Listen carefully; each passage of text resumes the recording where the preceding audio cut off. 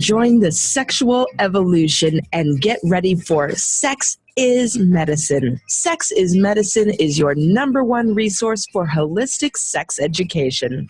Explore the connection between sexuality and spirituality, pleasure and personal growth.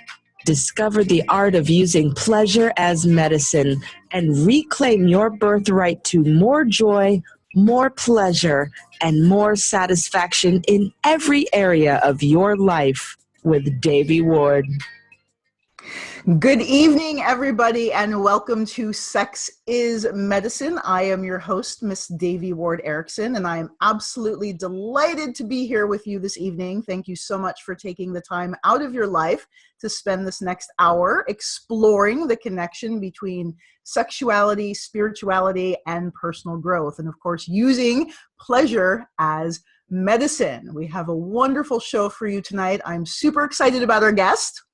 And before we dive in, I made a promise to a wonderful listener that I would answer their question live tonight on air. So I'm going to read it to you, and then I'm going to give you my 10 cents on this topic. It says, "Hi, Devi!" !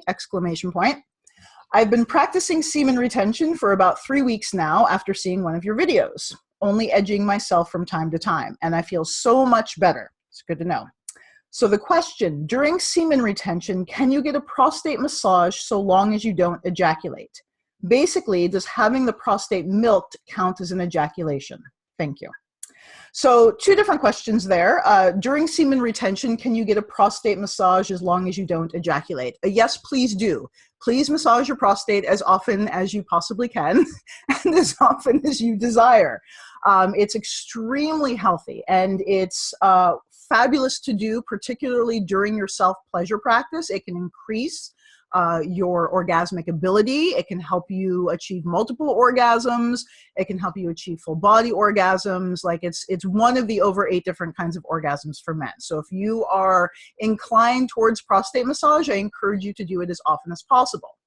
Now, just because you're massaging your prostate doesn't mean that anything necessarily has to come out, though in the case of prostate milking, it sometimes does. So prostate milking specifically is a form of prostate massage that can be done during sexual pleasure or non-sexual pleasure, or without sexual pleasure at all. It can just be done as a kind of therapeutic technique. And there are times when you're directly massaging the prostate when some prostatic fluid might come out. And that is very, very good. That's part of the healing process. That's part of the health benefits of it. So if that's occurring, then just let it come out. There's a difference between massaging your prostate without, sexual pleasure, just as a therapeutic technique, and having fluid come out as opposed to a full ejaculatory orgasm. Those are 2 very different things. So even if you're massaging your prostate during sexual pleasure and you're not at the point of orgasm, but some fluid comes out, again, that's very good and very healthy. And so to answer your question, to the best of my knowledge, no, that doesn't count as an ejaculation. But here's the thing. If you are doing prostate massage while you're pleasuring your prostate and you do reach the point of a climactic orgasm and you do have a full orgasm and you ejaculate, then obviously, yes, that's going to count as a full ejaculation. And that's actually the way I encourage men who are practicing semen retention for long periods of time. If and when you're going to have an ejaculatory orgasm, I highly encourage you to couple it with a good prostate massage and really just let loose and let everything flow. It's a really wonderful way of cleansing the prostate, making sure that everything's healthy and all the pipes are cleaned out, and just kind of like resetting the clock. So if you're going to have an ejaculatory orgasm, particularly on your own, I highly encourage you to do it with prostate massage. So I hope that answers your question. And if you have any other ones, feel free to let me know. And now this evening, my wonderful guest, Miss Rachael Maddox, we are going to be talking about healing after sexual trauma.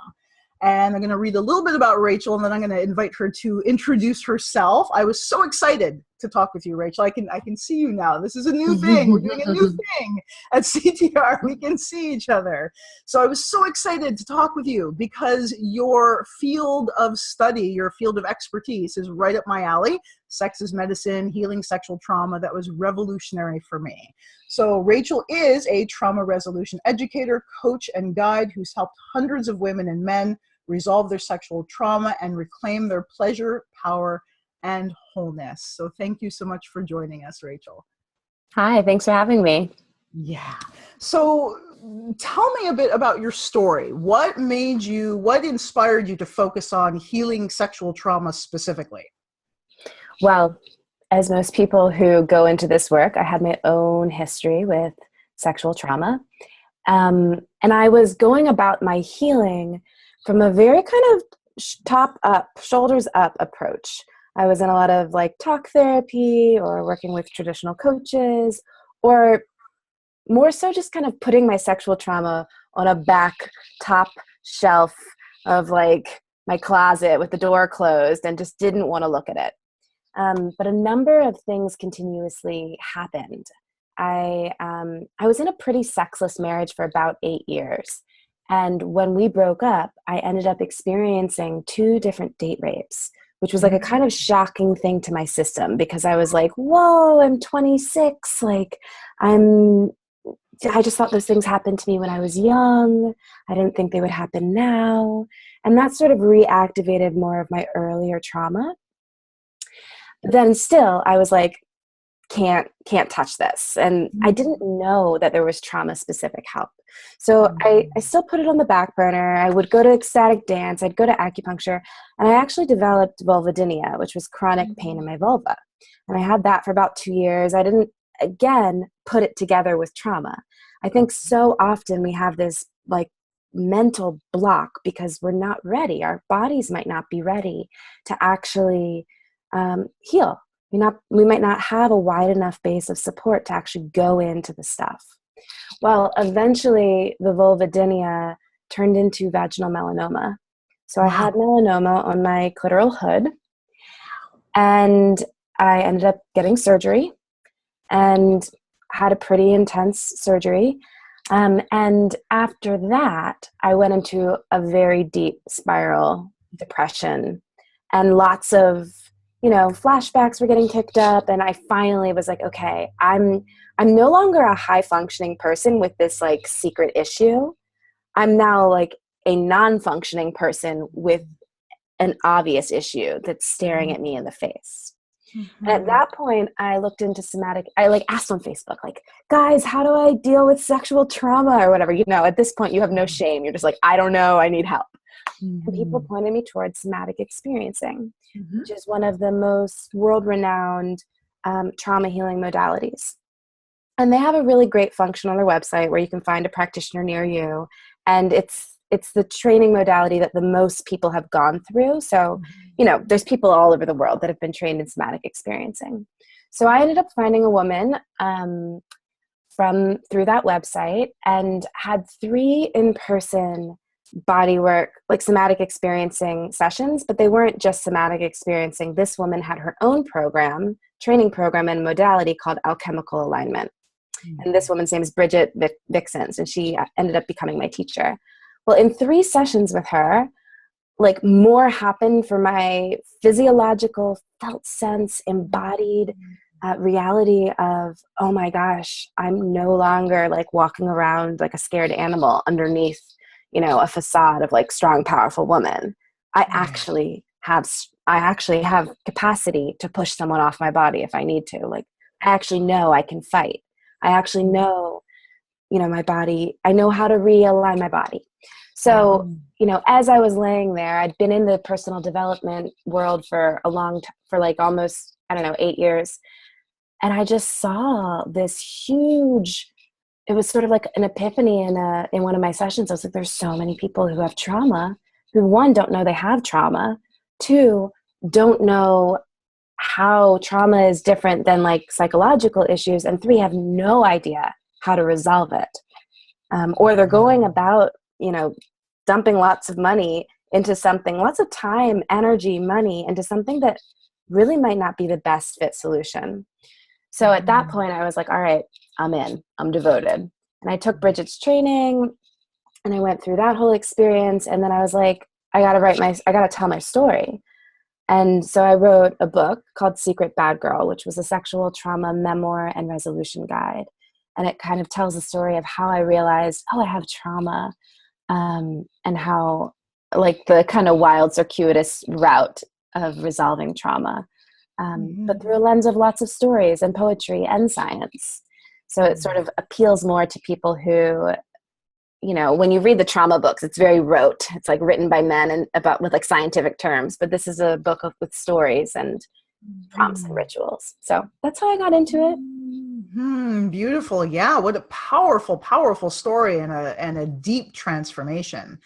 Yeah. So for all the work that you've done and research you've done what is your definition and understanding of what trauma is?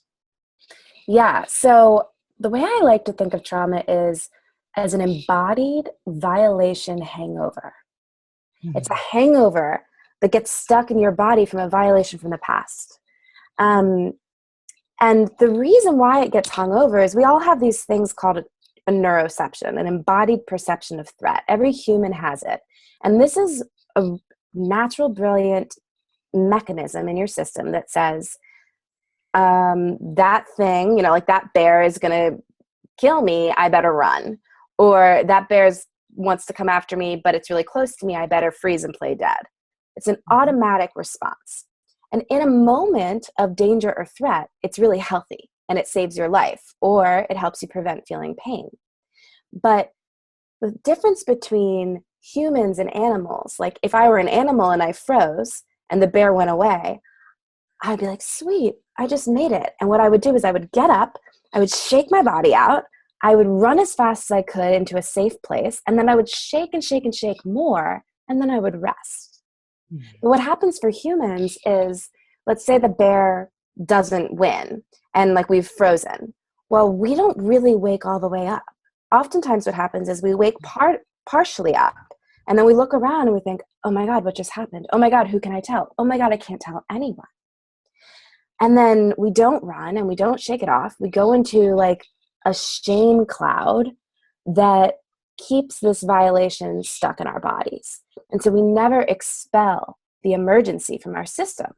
And we're walking around with an unresolved emergency, which is, going back to my story, not all the time, but some of the time, why we will continually experience similar violations, because the emergency is wanting to complete itself. So could you explain that? Because it's something I've pondered a bit. So we'll draw these experiences to ourselves because the emergency is wanting to complete itself. So is it kind of like we're magnetizing it or calling it so that we can have some form of psychological or emotional resolution? I would actually put it as physiological resolution, because psychologically and emotionally, we're doing all the work, right? Okay. Like, how many of you have done all your forgiveness exercises? Still the same goddamn thing is happening. Why is this still happening? Well, it's this actual nervous system level. And from my training, we were taught that we each have a torus, which is like essentially an energy field around your body. And this torus, let's say it's sort of like a donut shaped around your body. Let's say that you have a certain violation to your second chakra, or your sexual center. Well, it's like an indent. It's like a break in that part of your energy field. And in order to like repair that, you actually have to do boundary repairs. You have to take your energy, your hands, your sense of, I can fight and push that violation off of me. And from that part of your energetic field, like reclaim your space. Yeah. And that's basically what I do in the trauma resolution body work, in a very kind of, in lots of different ways, which are kind of hard to explain in words. But, you know, that sense of repairing the break in your energy field, and in your physiological body that says, like, actually, things can't hurt my sexual center anymore. Because if they try to, I now have connection to my voice that might say stop, or I have connection to my hands that might push somebody off, or I have connection to my legs that might kick.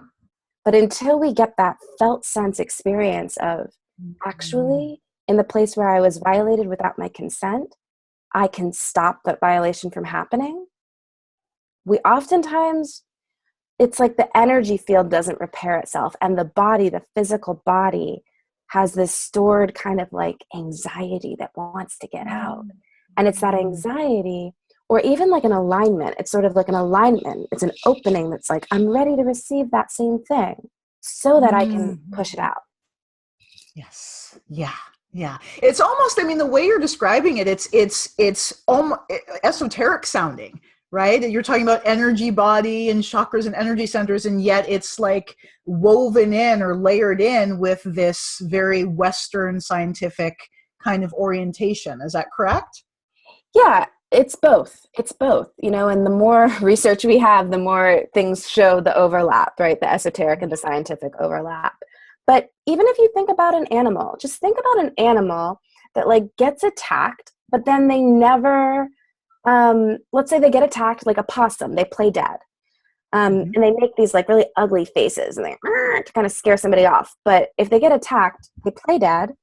Well, when they play dead, it actually prevents the thing that's attacking them from continuing sometimes. Because what it'll do is like maybe the cheetah drags the possum off to a creek and is like, I'm going to take a sip of water. Well, while it's sipping water from the creek, the possum can get up and shake out that energy because it's really adrenaline, cortisol, all of these physiological energies, like all your emergency response gets dumped into the location where you're being violated. And basically it's that physiological, those things that are wanting to come out of your system. And if you never give them a proper chance to, they just fester there. Yes, and become stagnant and stuck and Yes. blocks. And then we wonder why we don't have sensation or pleasure, why we have disease or illness in that area. Yeah, it happens. It's real. Yeah. So you talk about in your new book, so you've got a new book coming out. Yes. And the title is Sex After Trauma. Is that correct? Change the title of the book. It's called Rebloom. Awesome. It's called Rebloom, Pathways to Healthy Sex, Love, and Intimacy After Trauma. I love that. I love that. And Yeah. so you talk about the role of eroticism in healing trauma, because one of the things that I run into with my work in the field of Tantra, obviously, is a lot of trauma. Yeah. And because of that trauma, there can be an aversion to eroticism or an aversion to erotic play because it can be very triggering, kind of diving back into that sensual exploration. I know for me, that was certainly the case. It was like I could feel into a certain point, and then to go beyond that point was almost painful. It went from being pleasurable into painful. Yeah. So what is the role of eroticism in helping to dissolve and transform those imprints of trauma? Well, I like to think of eroticism as what turns on your mind, and sensuality is what turns on your body. So for me, what's helpful about eroticism is when you can start to shift, and this is kind of like advanced trauma healing, I think. You have to have like enough sense of, I know what my safe word is, I know how to like ground my body, I know how to stay in this place and time if I'm feeling overwhelmed. So those are like a little bit more foundational. I know how to ask someone to stop. Like those things are really important first steps. But then if you're like, okay, I've got that, but I really want to start liberating my sexuality. I find that sometimes people with histories of sexual trauma, especially if they've been like doing their quote unquote trauma healing for a long time, can get stuck in the box of like the person with trauma. And the way I like to think of eroticism is a way to like change your hat. So if you're stuck in a box of like the person with sexual trauma, the question you might want to ask yourself is, what role might I be interested in playing that would feel both safer or just as safe as the person with sexual trauma, but sexier? So it might be the role of the boss, the person who's in charge. Now, of course, that might be scary if you don't have access to your voice, but just starting to imagine if you could be totally in charge and you could boss someone around, and you don't have to like share this with them yet. What are all the things you might want to ask them to do to you, or ask them if you can do to them, if you could do anything and you were in charge and like you were the boss? So that might be one hat that makes you feel both safer and sexier. Another hat might be like, maybe it's really hot for you to imagine yourself as, some people like to go young and say, I'm like the little girl, and you're going to do, there's like brat play, right? But you're going to do everything I want, and you're going to please me until I get my way. And that might feel really safe and sexy for you. So what's a role that you could kind of get excited about that would be a little different than I'm the person with trauma? Yeah. So breaking out of that box and exploring different roles and different expressions of your erotic self. I love that. And I love that distinction you made between eroticism and sensuality, because that's very clear. Eroticism, Right. what stimulates our mind, and sensuality, what stimulates the body or titillates the body. Yeah, totally. Yeah. Awesome. So you mentioned in this erotic play that's like advanced trauma healing. So for somebody who's just starting out, who's just becoming aware and waking up to the fact like, whoa, I've had some experiences in my life, I think I might be traumatized. Where do you suggest that someone like that starts? It's a really great question. And honestly, my most honest answer is start where you're curious, because your body has its own path and map. And if I were like, start here, it just might not be right for you. So even with the role play thing, like that might not be advanced for somebody who's just that might actually be the easiest thing for someone to like fantasize or role play. And in fact, it is sometimes. So I take it back. But, I think something I've seen in the lots and lots of people I've worked with that tends to be like a linchpin, that like when they can get this skill, it really helps them, is basically learning how to say no, like learning how to communicate what doesn't work for you, and also starting to learn what does work for you. So a big thing that people come up against is like, well, I don't know how to, or if I say no, or if I ask someone to pause, or if I ask someone to stop, or if I'm like, this or that doesn't feel great, or I'm feeling a little overwhelmed, they're afraid of what that's going to mean about them. But until you know that like you're totally allowed to say pause or stop, or I'm not feeling this in any moment, and until you have like the confidence to be able to employ that, your sex life isn't in your hands. Yeah. So I think that's an important place to start. Like, do I know how to say pause? Do I know how to adjust things to get them a little bit more, to start to feel a little bit more safe?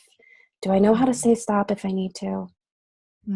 Yeah, that's so huge, is being able to say no. And I know for me, that was a huge step in my reclamation, is getting, it wasn't even necessarily like feeling safe saying no. It was honoring myself and my body, like really honoring the body no, not even because I could talk myself out of anything, but it Right. was the body was like no, and really attuning to that sensation, and then honoring that, and then giving voice to that was so massive and so huge. And when I speak with other women, it's not so much about feeling safe saying no, it's about even being able to allow that within ourselves.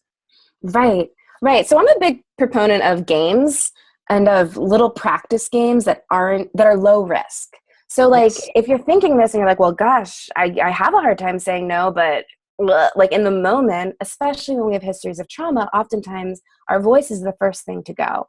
So it'd be, again, probably pretty difficult to just like say no when you don't have that much access to your voice and you're in bed with someone and the stakes already feel high. Yeah. So a game you could play is you could just get together with a friend, like where the stakes are low, and you can practice like in a low risk kind of thing that still includes touch. So you could have somebody sort of massage your hand, and then you could just decide when you're going to say, I'm complete, like I'd like to stop, I'm good. Or you could have them do something that's on purpose kind of annoying, and for you to feel what that feels like in your body, like register, what does it feel like to not like something? Oh yeah, like we all know what it feels like, but can we connect the feeling of I don't like this to, and now I'm saying, no, I don't really like that. Can you pause or can you adjust? So like it could be as simple as like someone pinches the side of your hand. It can be a slight annoyance, something that's just like not great, but not horrible. To start to be able to register, how do you know it's not great? Well, maybe my stomach clenches a little bit. Maybe I actually notice my throat clenches a little bit because I don't want to say it. Oh, that's a cue to me. That clenching is a cue to me to at least just say pause. Yeah. And so as you're talking, what's coming to mind to me is just how absolutely crucial that somatic awareness is, that somatic experiencing is. And yet that's one of the first things to go for traumatized people, is that connection to those visceral responses to the environment. So for somebody who has so much trauma in their body that they have a hard time even being present in their body, do you have any suggestions for like where to start connecting with the messages, being able to actually hear the messages of the body? Well, I would definitely say that if you're in a spot where you have like very little felt sense of your body, that it is really, really great to do work if it's within your window of tolerance, within your like capacity, with another person in person. So looking for a somatic experiencing practitioner might just be a really great step for somebody who's like, I've got no sensations. But there are also like little tricks that you can do. You can pat your body down. So taking your hands and like crossing your arms and patting on the outside of your arms, patting on your chest, patting on your belly, your back, your legs. And you can do that up and down your body like 4 or 5 times and just notice the difference afterwards and say, okay, well, what does that feel like? You can also, I like to also say, like, what are the sensations or what are the senses you do have access to? So you might not have like felt sense, like with your fingertips and your skin, but you might have access to smell, to sound, to sight, to taste. So how can you make your whole life a little bit more sensational? You know, what are the things that just feel delightful to do? Because sometimes when we're in the trauma world, it's like, everything's a trudge, everything's hard. Like, no, you know, it could be part of your trauma healing to like play Nina Simone on a record player, light an incense, and eat raspberries really slowly, and like feel the juices in your mouth, and give yourself just like 5 minutes to connect to sensation.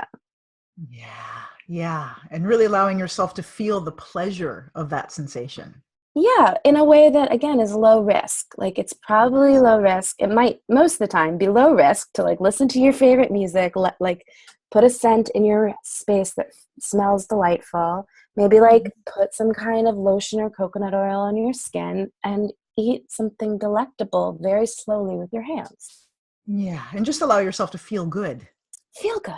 Feel good. Yeah, just feel good. That's a huge thing. I know my Lama, he, in some of his classes, he's like, you can just feel good. Like, it's just okay. Like, you know, but like, you know, as a culture, it's like, oh, so much tension, you know, and they're just like, you can relax. You can just feel good. So that's revolutionary. That's profound. It is. Just feel good is like, it's an oxymoron almost. Yeah, because oftentimes we don't. So again, in your work, how important is it to work from a bottom-up approach as opposed to a top-down approach? So often, you know, talk therapy. I know lots of people that I work with have done years and years of talk therapy, and it's gotten results to a degree, but it isn't until they start addressing the body that the deeper level of transformation occurs. So what are your views on that, you know, talk therapy versus somatically oriented therapies? You know, I think there's really great benefit to both. And I think in terms of the talk therapy, a lot of times, especially if you have an ongoing relationship, I'm talking like 1 year to like 5, 10 years, you can be doing a lot of attachment repair work in your therapeutic relationship. So maybe you had a parent who just really wasn't there for you, but getting to show up to your therapist once a week and them knowing you, loving you consistently for 5 years, that can be really healing. That in and of itself can be worth it. So, you know, and there's a ton of, you know, besides just the fact that you're in a long-term relationship with someone that's healthy, I'm sure people get a lot out of therapy in general. The other benefit to therapy and I'm saying these first because I want to like give some props to therapy, is sometimes we don't actually have enough capacity to do the body work.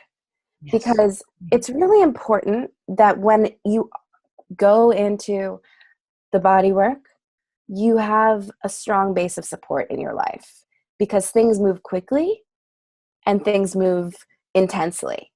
And let's say you don't have a stable job or income, but you've got 3 sessions with somebody, and now all of a sudden your trauma is all open, but you can't afford to close it. That's hard, you know? Yes. And a lot of the more trauma-based modalities aren't covered by insurance. So I'm being really, practical here. Practically speaking, I think your body will tell, like, if you're in this place where you're like, it has to happen now, that's where you go to somatic work. But until then, I believe our bodies have our own inherent treatment plan, our own timeline, and your body will tell you when you're ready. Mm-hmm. So the main difference, I think, is the body work is extremely efficient and fast, and you have to have enough presence, enough support around you, and enough stability in your life to go there. That's what I think. Yeah, I absolutely, I hear, totally second that. Cause I really, my orientation is that I think a lot of that talk therapy can provide very useful tools for when the shit hits the fan, because the body work, it does work so intensely. And so it's important to have tools to re-regulate yourself and soothe yourself, and a good foundation of support for when stuff explodes. So 100%. And, to go back to the whole, like, you can have fun piece, or, just be happy or enjoy yourself, or whatever the exact phrase was. One of the things that I'm really moving towards more in my work is 2/3 health oriented and 1/3 trauma. And this is important too. So if you're doing your trauma work, to give yourself a pace. Like, sometimes we're trying to rush and barrel through, but the more you can support that intense work with things that are light and nourishing and fun and playful, the smoother the process will be. Absolutely. Yeah. Well, it's all about balance ultimately, right? I mean, doing this really, the trauma imbalances the whole system, the body, mind, spirit, and sex. So it's an imbalance. And so we're wanting to restore balance. And sometimes if we're like, in that very yang, got to get it done orientation, then that's just kind of the pendulum swinging the other way. And it's not necessarily effective for restoring that equilibrium. Totally. Yeah. So we talked a little bit about just feeling good. What are your suggestions for moving from numbness and pain and total shutdown into this reblooming, into this ability to start re-accessing pleasure? Mm-hmm. Well, I have a little map that I draw sometimes, which is like the territory from trauma to turn on. And it's all important. Every territory is important, but it looks like a bullseye. And the outer layer is numb. And then the next layer in is pain. And then the next layer in is shame, grief, and rage. And then the very center of the bullseye is pleasure, gratitude, forgiveness, perspective. But all the territory matters. And so even numb is an experience that matters. But the way that the body works is pain sends a signal to your brain that's like, hey, pay attention to this thing. The thing that pain is usually signaling is pay attention to this grief, rage, or shame in terms of emotional things. Now, if we don't have the capacity to move through our grief, rage, or shame because we haven't cultivated presence in difficult feelings, because we just don't have the tools, because we don't have the support, because we don't even know that that's an option, whatever reason, instead of moving through them into that center of the bullseye of pleasure, gratitude, perspective, curiosity, excitement, whatever, we're going to go out into the outer layer of numb.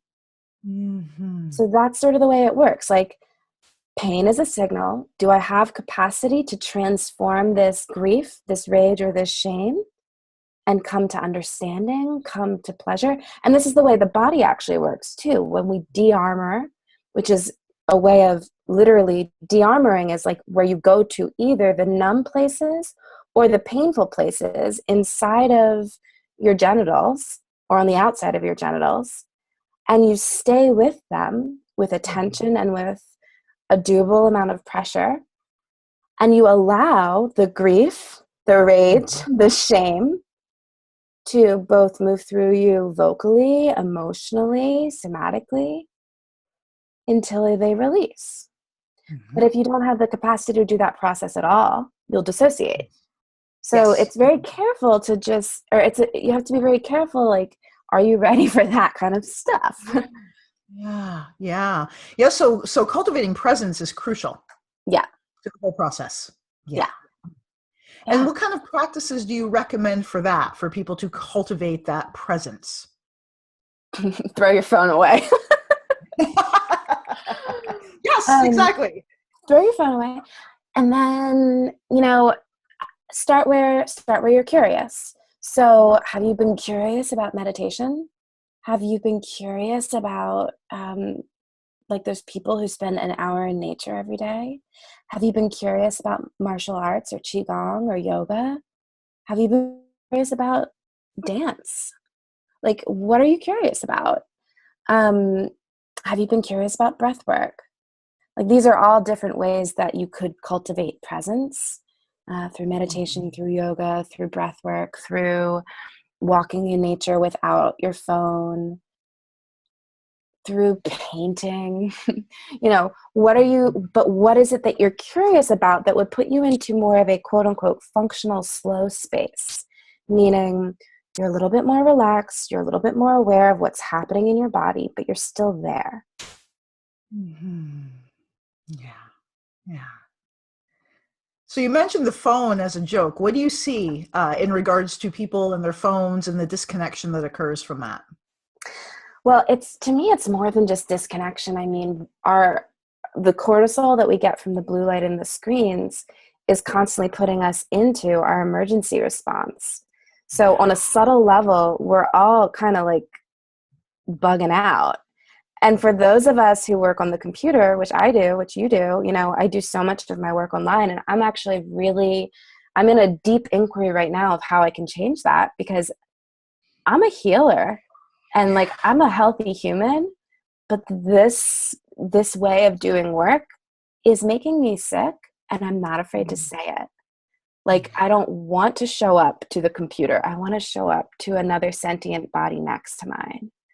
And so I just give you permission to say, I don't want to look on Tinder. I want to go to a bar and feel someone's pheromones. Like, I don't want to, scroll my OD on Instagram. I want to have people sitting around the room playing music together. And that need to gather and to synchronize with one another in person is an absolutely essential human need that without perpetuates a loop of isolation. And isolation is traumatizing because we're not meant to be alone. We're meant to be together. Yeah, and you have a background, we were sharing before we went live, you have a background in community building. Yeah. And some of the work that Peter Levine has done, it talks about how it takes a community to heal trauma. What is your view on that? 100 billion% agree. And it's why, I think some of the most profound work I do with people happens in groups where we have in-person retreats and we're together over periods of time. But actually, one of my, the way that Rebloom, one of the biggest theories in Rebloom is around building community gardens, and both literal and figurative community gardens. Like, we actually need to be around each other from the sense of it's unshaming, it's destigmatizing, but also it's the social nervous system that can get created, especially when you're guided in a way where the orientation is on health, not on trauma. So when you come into it, most people are like, I don't want to do my trauma work in a group. That sounds horrible. Like, I'm going to have to hear everyone's trauma stories. But if you come together and your guide is oriented toward health, so we're always going to start with what's new and good. And we're going to play drums together, and we're going to dance together, and we're going to do things that have nothing to do with trauma 2/3 of the time. And then 1/3 of the time, we're going to do this hard trauma shit. But we're all going to love each other through it. And to me, that's that's the way. That's the way forward. Yeah, it speaks very much to what you focus on grows, right? Or energy goes where attention, I always get that wrong. Energy flows where attention goes, right? So if Yes. we're really, really focused on the trauma, we just build that up as opposed to focusing on health as a way to, again, re-equalize and restabilize. Yeah. Well, and sometimes the cork has been opened on our trauma and we're looping in unresolved fight or flight, or we're looping down in a unresolved freeze. And in those states, when you can't think about anything but your trauma, you need support from someone who is oriented on health, to help you reorient to a healthier way. Exactly. And like, there's no shame. We all loop. Like, I've looped. So it's okay if you're in that spot where you're like, I can't think about anything but my trauma. Well, that's my Lama says humans are neurotic. So not that our trauma is neurosis at all. I don't mean to say that, but we have those loops. Yes, totally. Yay. So I want to hear more about this book. When is it coming out? So it's actually coming out, I think, in January. It's been a longer devotion than originally anticipated, which it should be, you know. It should be. Yeah, that's good. Yeah. That's healthy. Yes, indeed. Yeah. Yeah. So rebloom. Okay. Well, there's 3 parts to the book. The first part's all about your seed of desire. The second part's all about reclaiming your roots. And the third part's about crossing the threshold into the parallel possibility of a super healthy sex, love, and intimacy life. So this first idea is like, what is your soul's deepest desire? What even brought you to the healing front? What made you say, I want to heal? There's something in your soul that knows you've got, you know, you're meant for pleasure. You're meant for magic. You're meant for deep intimacy and connection. And so that seed, where does it have to go? It has to go underground. And underground, it gets planted in our collective soil. And in our collective soil, like, depending on where you get planted, different things could happen. You could grow nice, healthy roots and bloom and flourish, and the bees could come and you could pollinate the cosmos with your magic. And then you could decay and wilt and then compost and be part of a healthy life cycle. Or your seed could get planted into a family of alcoholics, and you might never grow your roots because you don't actually feel safe in your own home. Or maybe your seed gets planted into a race and nation where you've been colonized and systemically oppressed. And again, your roots don't really want to go down into the ground. Or maybe you got planted into like a somewhat functional, privileged enough family. Your roots go into the ground and you start to bloom. And then you're like 13 and you got nice new little boobs. And like, all of a sudden, boom, somebody comes and picks your flower without your consent. Mm-hmm. So this book is really about what happens when you've been exploited, neglected, shamed or repressed, oppressed, violated, etc. How do we reclaim our roots, like create healthy roots?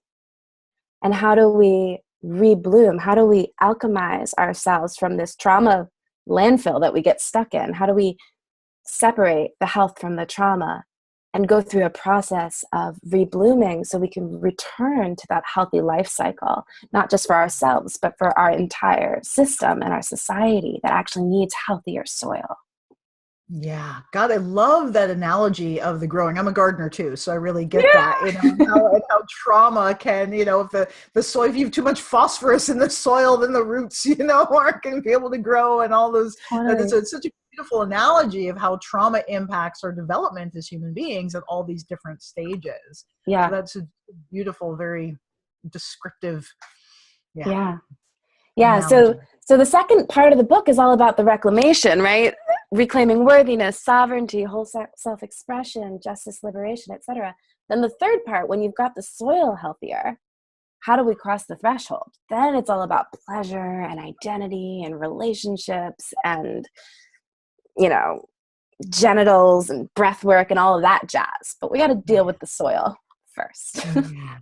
Yeah, clean up the soil. So for Mm-hmm. you in your own personal journey, it sounds like you realized you were traumatized deeply and started studying with someone. How long did it take for you to re-fertilize and replenish your soil and grow healthy roots, if you don't mind sharing? Yeah, I think in terms of when I started actually looking at my trauma stuff, for me, and I'm a quick alchemizer of sorts. It's probably like a 3 or 4 year journey, Mhm. but I'm talking from like way below ground zero or like super toxic soil to like thriving with my soulmate in an with an epic sex life. So I'm talking like ground zero to like parallel possibility. Mhm. Yeah. Yeah. Yeah. And the work that you do with people, I know we all have our own pace of growth and evolution, but Yeah. somebody working with you and going through the process of reclaiming their roots, so to speak, what does that process look like? And about how long can somebody expect it to take to begin experiencing results? Yeah. And actually, I'm going to back up because I'm thinking, did it really take me 3 or 4 years? I don't think so. It was probably more like 1 or 2. But um, with the people that work with me, on average, like I'm talking from people who are at ground zero to like, okay, now everything's really thriving. It's about a year. And with Mhm. those people, the process, like that, the people who get the best results who work with me are people who work with me both one-on-one and in a group. And so what we do is like I have a multifaceted approach where we do this identity work where it's like, okay, what is it that it's an integral coaching model. So what is it that Mhm. you really, really want? And how are you currently showing up to that? So if you really want to be transforming your sex life, how do you currently feel? And Mhm. what's a metaphor? So somebody might start as like the lost and lazy little girl. And that lost, lazy little girl might be like her shut down version, like her traumatized version. Or she might be, I don't know, like an overachieving Olympian or something. I don't know. And then we would look at, okay, well, who's the new person who could accomplish this goal? Like, what would the metaphor for that be? And it's a pretty thorough process to figure this stuff out. But it Mhm. helps because it's a container that is a little bit outside of yourself Mhm. and it Yeah. carries you through a process. So there's a psychological container, and then we figure out, okay, what are your personal muscles, like your personal needs? What are the skills you need to learn? Because, from traumatized to turn on, there's probably about 20 basic skills that you might need 5 of. So for Yeah. any given person, like if you focus on your top 5 things, it'll change your life. So we identify those things, and then we do body work too, one-on-one. Then they Mhm. also come into a group where they get all the unshaming and there's all these like games that we play with each other and all that jazz. And a year later, they're like, oh my God, never knew. Never knew it could be like this. Never knew I could like have this relationship with my husband, or I could be in this arrangement with this person, or I could be this multi-orgasmic goddess who's going now to become a tantric practitioner or whatever. Yeah. We like So it's that. about a year. About a year. So it's a transformational journey of self-development. And the focus on it, specifically in the work that you do, is supporting people in healing and freeing themselves from sexual trauma to fully blossom in their sexuality. Totally. Yeah. Yeah. Yeah. So for Mm-hmm. the people who are listening who can't wait to get started working with you, where can they find you? RachelMaddox.com, RachelMaddox, or Rachel Maddox at Instagram. Those are the 2 places I actually like to hang out. Yeah, that's awesome. It's funny. My one of my cousins was razzing me about watching Rachael Maddow last year, and Uh-huh. he wrote on my wall, "You've been watching too much Rachael Maddox," and I'm like, "There's no such thing as a Rachael Maddox." And then you reached out to me, and I was like, "Oh, there is." You know what's so funny about that is I get an email like twice a month from, or maybe more than that. I mean, a comment on my website, people writing to me thinking I'm Rachel Maddow, but they're like commenting on blog posts about sex and stuff. So it's hilarious. I'm like, you clearly did not read my website.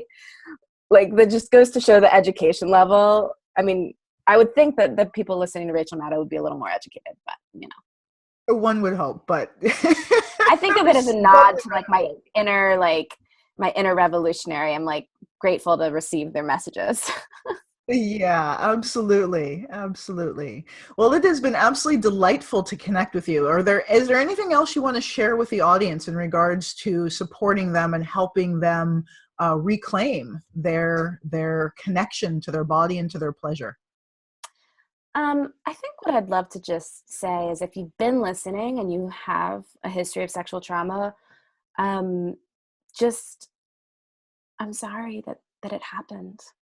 We don't always hear that, and it can be so hard, and the process is expensive. It's an expensive healing process in terms of time and energy and money and emotions. And I just want to say, like, if you've gotten this far in and you're devoted, like, I just give you my whole heart's support, and I'm really sorry that it happened, and things change. Healing does happen. So hang in there and be kind to yourself.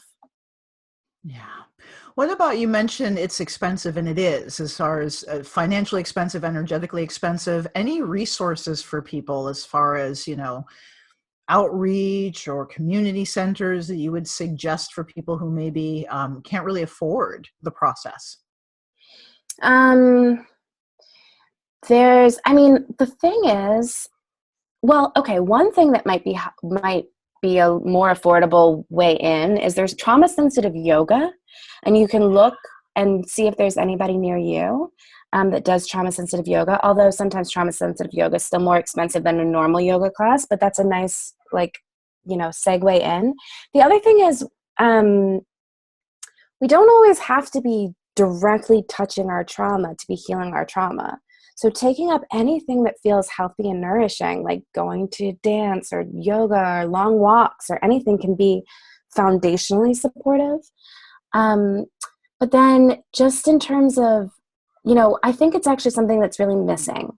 We have like crisis centers, right? There's like RAIN and there's rape crisis centers, which aren't necessarily the same as deep trauma resolution work. So unfortunately, I don't have a good resource to send people besides books, lots of books, but it's different than getting an in-person experience with people.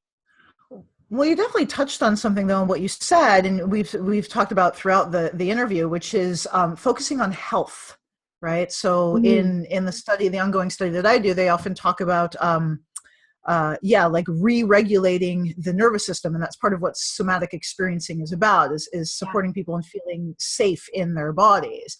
And so the more things that we can do that are not focused on the trauma, that are actually focused on health, the more it's instilling and informing the awareness that this is healthy. So we can use it as a resource when those traumatic things start to arise. We can recall those and anchor in that. 100%. And honestly, that can be enough. Like, we don't always have to even do the trauma stuff. Like, 100%. Yeah. Beautiful. Yay. Awesome. It has been so good to have you. So good to chat with you. Connect. Yeah. Thank you. Cool. And so if people are interested in your book, you're saying it's coming out in January, and I want to honor, I published a book too, and I love the fact that you're taking extra time with it because it's so important. Yeah.